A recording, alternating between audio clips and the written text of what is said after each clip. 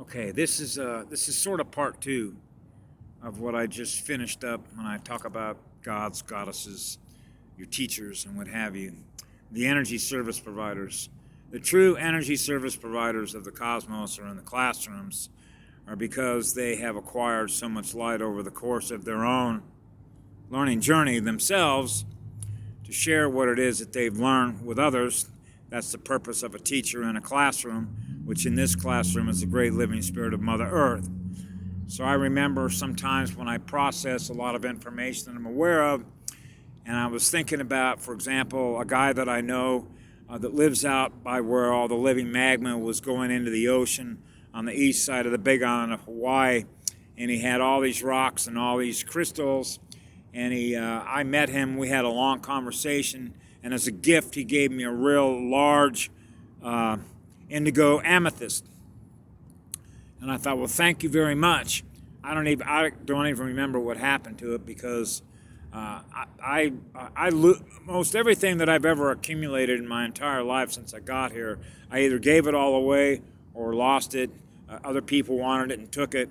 And I have to remember that I can't allow my state of consciousness to be held captive to density, okay? Which is the same way that I translate what crystals and rocks may have as importance to them, okay? Because of how that works.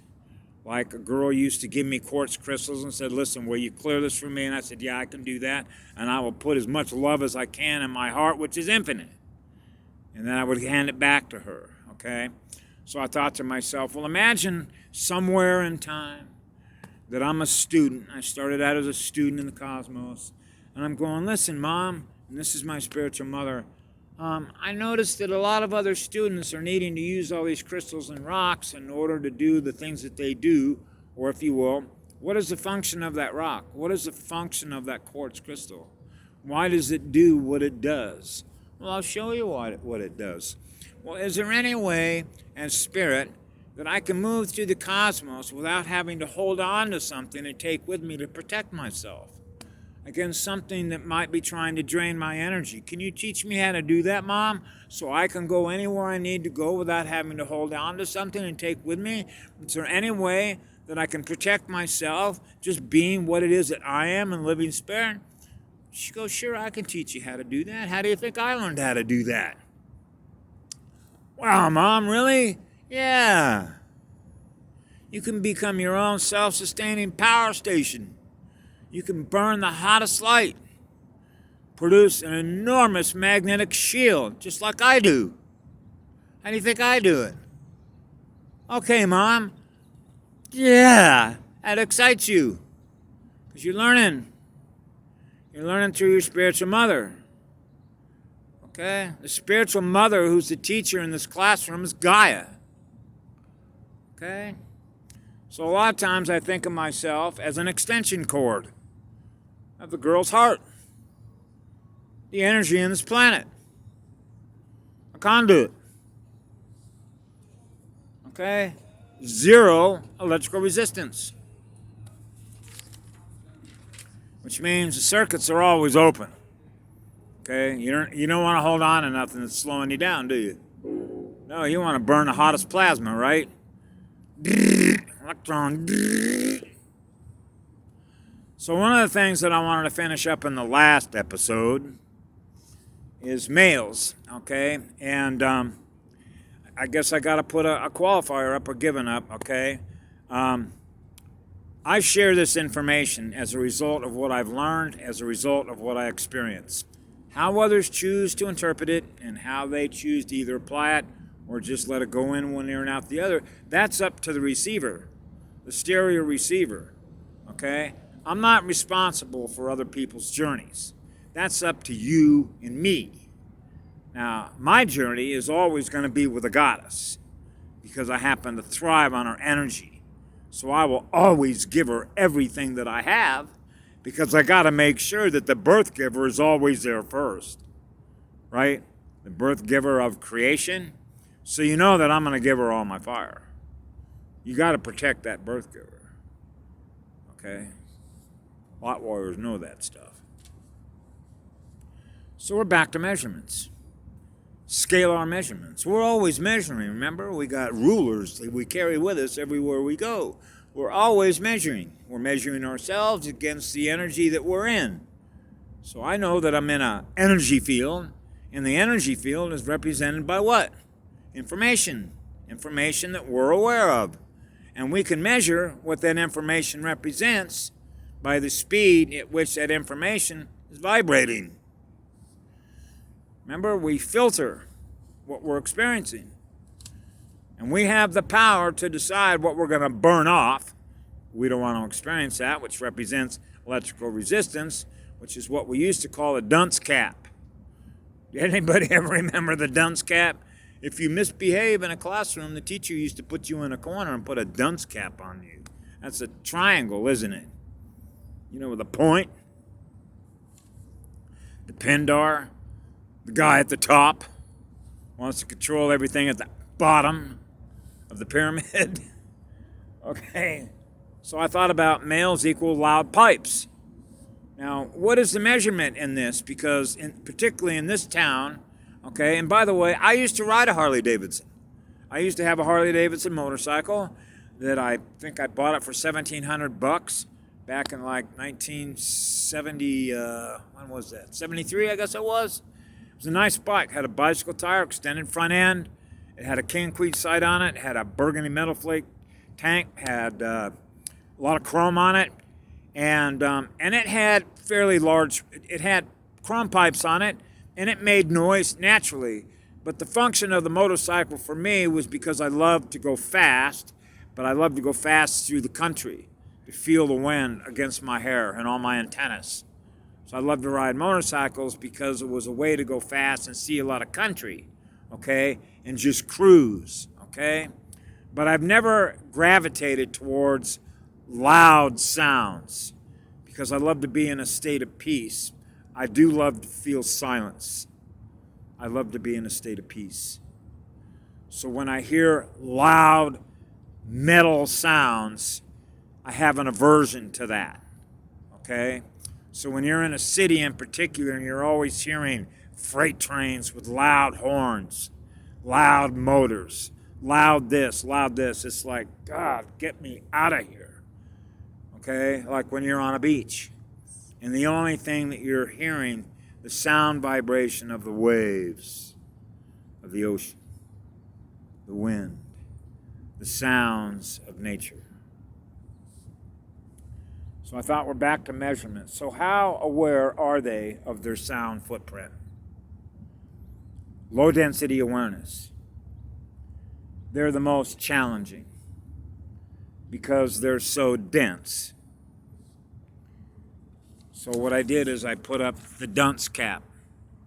Can you see that? The dunce cap is half the Merkaba. Okay? There's a message in that students can learn from. So if I went there and did that and sent, the dunce cap represents density, okay? They'll want to kill me.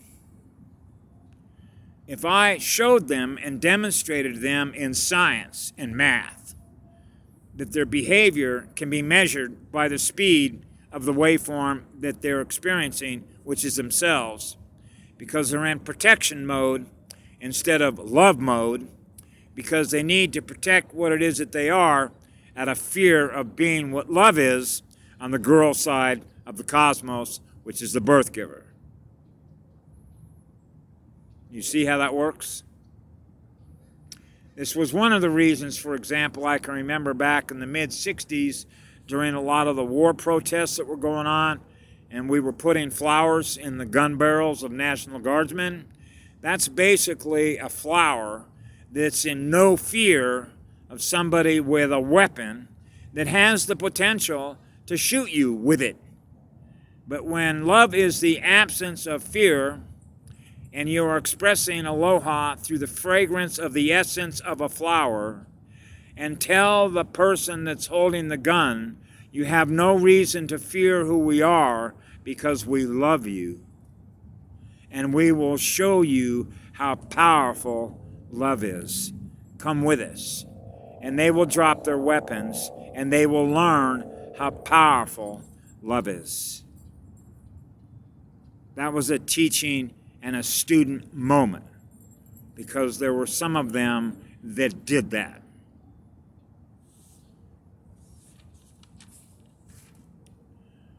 So the heart is running in protection mode instead of giving mode. So they are living in fear of opening the heart of a goddess they are connected to in spirit. That's an enormous amount of what? Well, if the students that have been paying attention to what I share with others, we call that electrical resistance, which means they're holding on to lower density consciousness experience recorded in memory as a result of trauma and communication demonic technology. So we got to turn up the heat, crank up the electrons. So the heart is the most powerful vortex that will speed up through the breathing techniques to speed up the vibration to go forward faster through the time clock instead of reverse, held captive by the past experience that creates the electrical resistance that we're holding on to in unconscious memory. I'm not going to use this particular video here to get into the more deeper aspects of why, when I was here in this life cycle, I spent an enormous amount of my time and motion trying to either, if I will, provide a safe zone for girls that have been extremely traumatized, because once I've met one and I realize what's happened in her past, there has to be an open conduit for my heart to be able to open up the neurotransmitters in her heart, realize how much love I have in mine, that she's feeling in hers, to lift her vibration, her speed, because she'll trust that energy. Because it'll go back to the first sound vibration of her mother when she was in the womb. That's trust. She remembers the trust of the energy from the birth giver. Okay? Now I got a connection. Okay? Now I have a heart-to-heart connection. Now she trusts the heart of another man. She knows she can trust the energy. Okay? Children and adults know this unless they have forgotten, and they have so much resistance. As Misha said to me one time on Oahu a couple years ago, it seems like every day I have another layer of cold rock around my heart. Oh, man. How do we peel that onion away and get back to burning a powerful, high-speed vortex to burn through all that cold stuff and release the higher frequency energies to clear all the trauma? That's what leads into what the CIA and the MK Ultra programs are, is splitting the consciousnesses. Mind control programs. They're experts at it. So imagine I said to the guys who are running loud pipes, are you aware of the very vital sign, the sine wave pulsed electromagnetic frequency, are made possible through the heart of the birth giver and her creations, which is the great living spirit of Mother Earth? Now, the tribes know this, okay? Which, as I've said before, honor the matriarch. because we're native to this realm. So we defend and we protect not just the birth giver, but all life that we hold sacred in this realm. That's why the tribes are known as the peacekeepers, the healers, and the teachers here. Because we have a relationship with the girl spirit in the planet. Because it's her classroom. It's why it's a healing center. And it got overrun by demons, vampires, and all sorts of, as Patty will put it, ETs wearing skin suits. So that's the importance, or the benefit, if you will, of being able to read the energetic environment. Being able to, just like I mentioned once with when I first met Patty Broussard online, I didn't meet her in person, but I was able to translate the core frequency identity of who she was, who she really was. Okay? So I knew that that frequency core identity was in my database, which means she's on the same team. So when I realized that she was Mi'kmaq tribe, a Gaia shaman, it's yeah, yeah, yeah. And when I realized the work that she was doing, then I realized why I met her at a very precise, sequenced event through my Ascension DNA timeline sequencing on the event horizon. Okay?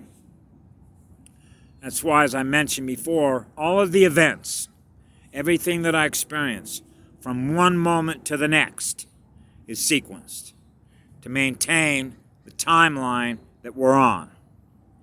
The one that she fixed, which is timeline 0, which is what love is, to go in the right direction, which is where we're headed, which is why I'm doing what I'm doing now, is to try and not lose any of our students.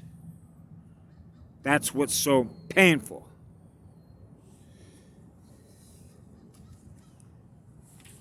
So I wanted to close out this particular one, which has to do with what I call the higher function. There has to be a higher function of why we're here in this classroom. I remember, for example, when I was a child, I thought, when I look in the mirror, what is it that means the most to me? What is it that gives me a reason for being here? There has to be some higher purpose. And when you realize how much love that you have in your heart for who it is that you are, just to be able to experience anything. Remember, I think, therefore I am. When we're living through our heart as our vortex of protection against that which seeks to hold us captive, you realize you're free. You're free, but you realize how many states of consciousness around you that are held captive to a program that's running in reverse. It's like you're going in the wrong direction. We become aware of the speed, the direction in which people are going. So you begin to realize the differences in the way that people are experiencing who they are versus a measurement of where we are. And these are density speeds of consciousness in which we're aware of all the different speeds that represent the density of the consciousness of the beings that are experiencing what they are aware of, which is themselves and others. So this becomes a communication translation between densities and speeds that people are traveling at through the cosmos. So I thought to myself, a teacher does not want to lose her students. So the girls I learned from, doesn't want to lose any of her children to the dark.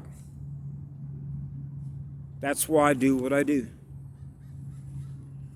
Because I realize we're running out of time, which means no time. That's a true empath, by the way.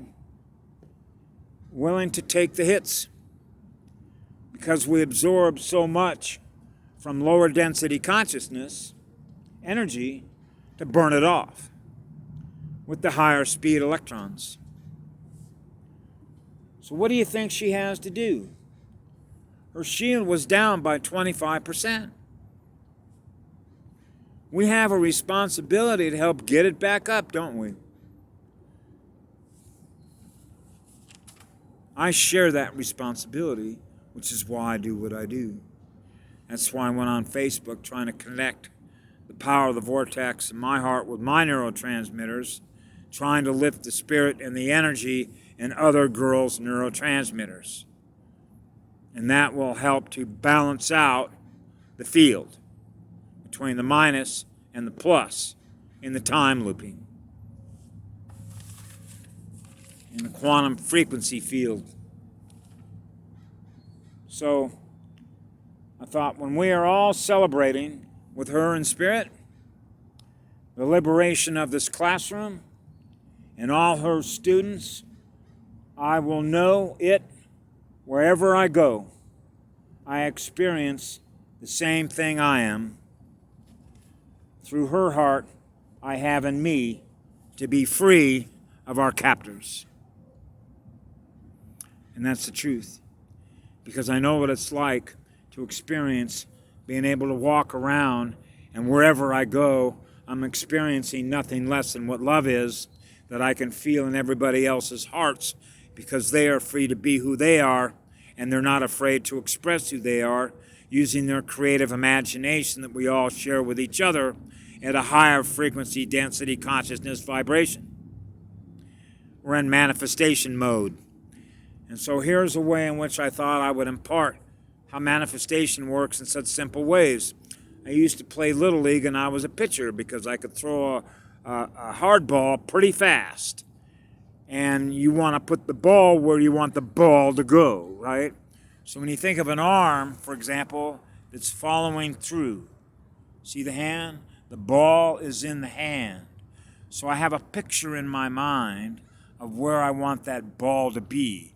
So now the picture in my mind is the result of where the ball ends up. So I already have a picture of the catcher's glove. I've already got a picture of the ball in the glove, and I've got a picture of the strike right over the plate. So what I do is I wind up, that image is still in my mind, I follow the ball through, and then I look. Bang! It's exactly where that ball was meant to go.